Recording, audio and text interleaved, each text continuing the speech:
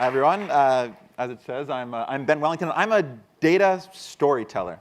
If you had asked me a year ago what a data storyteller was, I would probably say I have no idea what a data storyteller is. So today, I'm going to tell you about my journey over the last year, where I accidentally became a data storyteller. I'm going to tell you about what I learned along the way, and maybe convince some of you that you too can be data storytellers if you're curious and want to. My story, a little bit about my background. So first, I work at an investment and tech company called 2 Sigma, where I do data science. So that's sort of one part of my world. But I also married an urban planner. So I've got my computer science and the urban planning world. And for most of the time, these two sections of my life have been pretty separate. And that was just the way it was.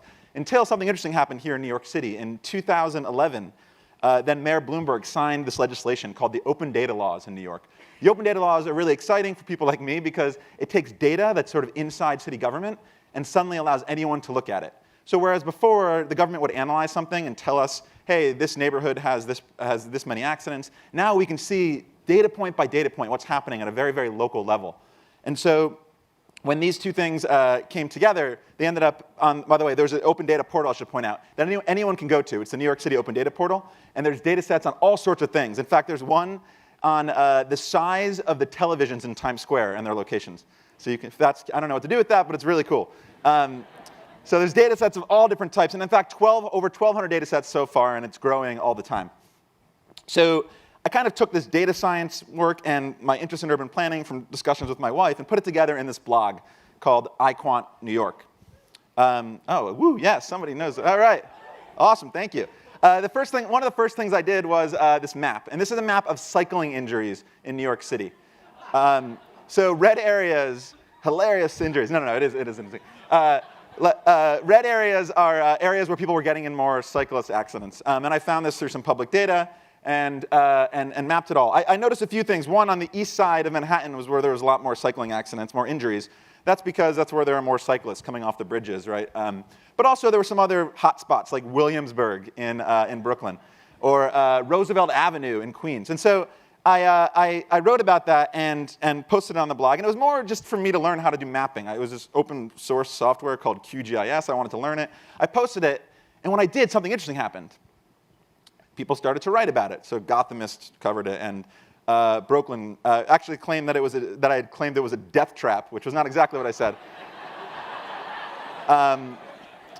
Streets blog, and then even in The Atlantic. And this is just sort of from a blog that I just put on Tumblr, and it had no followers. And wow, that was really interesting.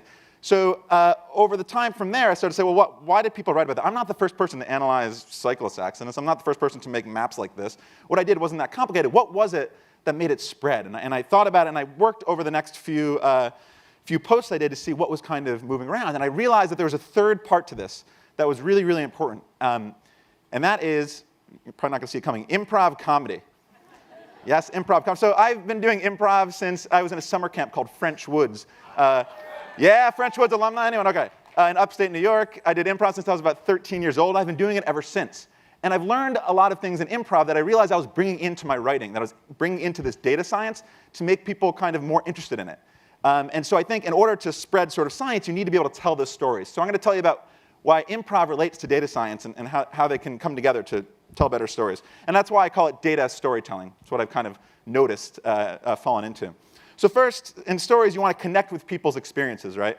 If you're doing an improv scene, you learn, if you're brushing your teeth next to your wife, and that's something that we can all people can relate to, how they look when they're brushing their teeth. You can do a scene through that, and people will kind of relate to it because they have experiences there. So I try to write about things that New Yorkers experience, and I figured, what do New Yorkers experience more than Duane Reade? Right? So I thought this might be interesting. It turned out it was. I mapped every single building in New York to the closest pharmacy, and I colored it by the pharmacy. Orange is Duane Reade, red is CVS, blue is Walgreens, yellow is Rite Aid. I mapped the whole, first of all, this neighborhood, yeah, it's Duane Reade country.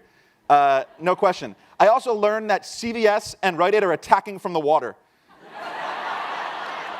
Good strategy, CVS. Come in from the Hudson. Duane Reade will not see you coming. And I thought to myself, is Duane Reade really a New York thing? It turns out, no, it's a Manhattan thing. If we zoom out even more, the Bronx is Rite Aid country. And really, Brooklyn and Queens are just a patchwork. This is interesting. If you work for one of those companies, it's probably very interesting. For me, it's interesting just wondering what our experiences are and how we can start to quantify them and tell stories of our lives. So really, that's something that we can all kind of relate to, and that's part of storytelling, even in data analysis.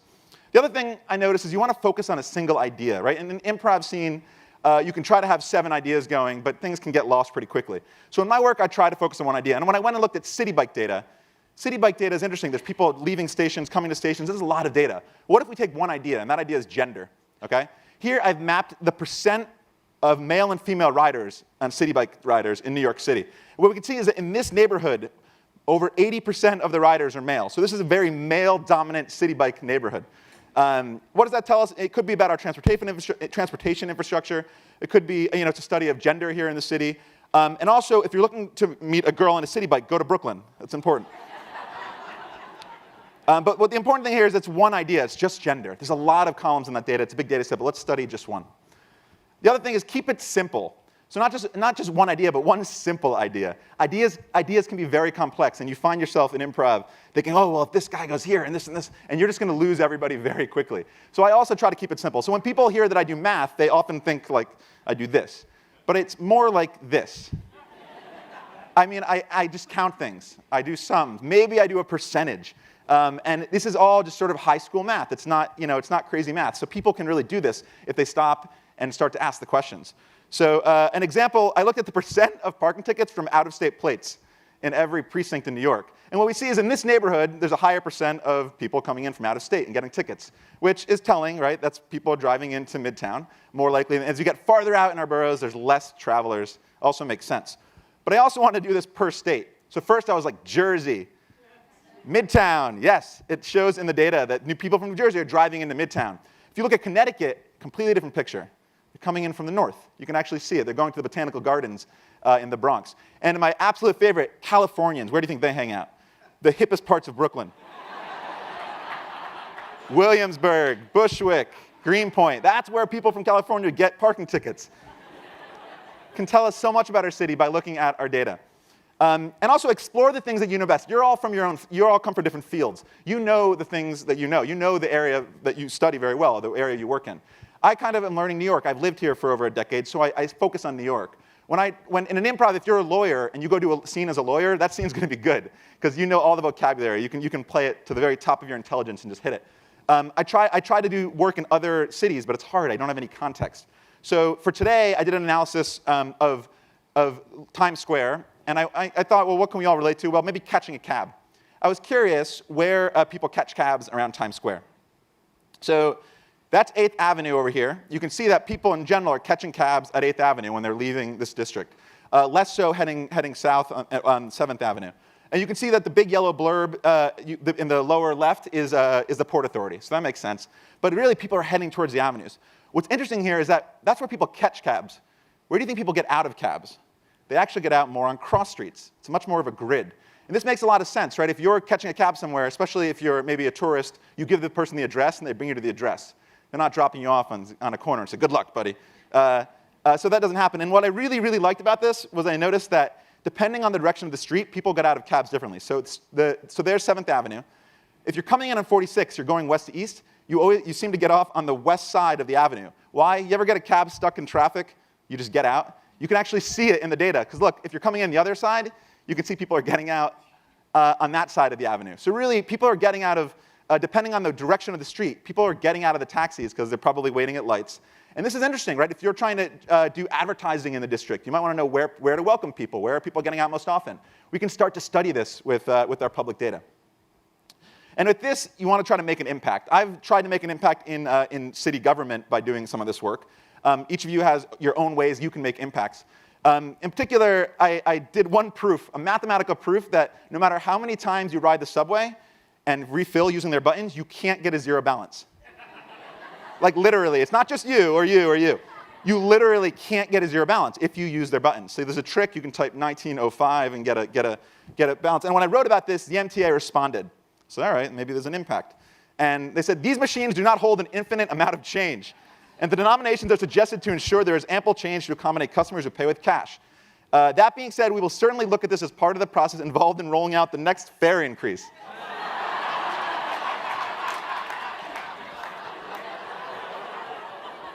So the fare increase is coming. We'll see that. Imagine in a world in March where you're like, I want $20 in a MetroCard, and you get $20 in a MetroCard. Like, how much would that be? And they say $18.43, and you pay. As opposed to now, I'm going to pay $20. We're going to give you a random amount above that.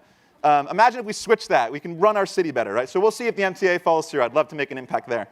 I also found something strange, which is that in half the city cabs, the tipping is based on just the fare and the surcharge. So if you get into a Verifone cab and you hit the 20% button, you're actually paying 20% on top of the taxi fare and a little bit of a surcharge. But if it's run by Creative Mobile Technologies, the other half of the cab, and you hit the 20% button, you're paying on top of taxes and tolls. So for two different computers, you're paying more tips in one of the computer setups than the other because it's calculating tip on top of tolls. And is this a big deal? Well, those drivers are making $250 more a year in tips by this little bit of rounding. So we have half our cabs where we're all paying a little more, and the drivers are being paid more, which isn't a bad thing, but it's kind of inequitable. When I pointed this out to the TLC, they said, we appreciate the work that went into his analysis, and we're giving it a thorough read. Impact. All right, so I'm working on it. And my favorite was this. I mapped fire hydrants in New York City. And these aren't just any fire hydrants. These are the fire hydrants mapped by the amount of parking ticket revenue they're creating. So these are the top 250 culprits in New York City. First, on the Upper East Side, watch out. The 19th precinct will ticket you no matter where you park for a hydrant, apparently. But more interesting were these two hydrants that were down on the Lower East Side. And they were generating $55,000 a year in tickets. Two hydrants, $55,000 for like 5 or 6 years. So finally, the data's public. I had a look. And when I went to figure out what was happening, it turns out that there's basically a hydrant and then what looks kind of like a bike lane and then a parking spot. So you go in and you're like, I'm not in front of the curb or the hydrant. There's a bike lane between us. Well, it turns out that while the DOT painted a parking spot, the NYPD disagreed. And so they would ticket the spot for years and years. And this is actually a shot from the Google Street View car going by, and it caught the ticket, which I really appreciated. Really appreciated. So I wrote about that, and I heard from the city again. While the DOT has not received any complaints about this location, we will review the roadway markings and make any appropriate alterations. That's an action statement. We're getting better. So I thought to myself, well, government, I'm going to keep trying to make an impact. And suddenly, they repainted the spot. Yeah. Impact. So somebody's listening. This is great. So you can look at your data, and you can have an impact. Sometimes maybe your message isn't going to get through. But for each of these things where I know a statement was made, I know that I've changed at least some thinking in these agencies, that somebody is now thinking about this thing. So I consider those to be making impact as well. And if you think, and to do that, once again, I think you really need to think about some of the things about storytelling, like connect with people, try to convey one idea, keep it simple, and explore the things that you know best. And in case you think that, oh, this whole data thing is not for me, that's for computer people, the Open Data Portal is really easy to use. I teach a class of statistics at Pratt for urban planners. And in our second day of class, one of my students turned this, which is a list of accidents in the neighborhood around Pratt, to this analysis of injuries by vehicle type. And this is just for one or two classes using Excel. This is not some crazy programming thing. And if you're scared of that, this is a data set of graffiti or 311 complaints, and a student in a program called City Term, which brings students to learn about the city. It's a high school semester in the city program. A student named Abby created this map. So if you're scared of computers, that's OK too. Understanding where graffiti is in New York City. So it's not about being a computer. Anyone can take data. You just have to know what questions to ask and try to tell your own story. And I just hope everyone realizes that anyone here can be a data storyteller.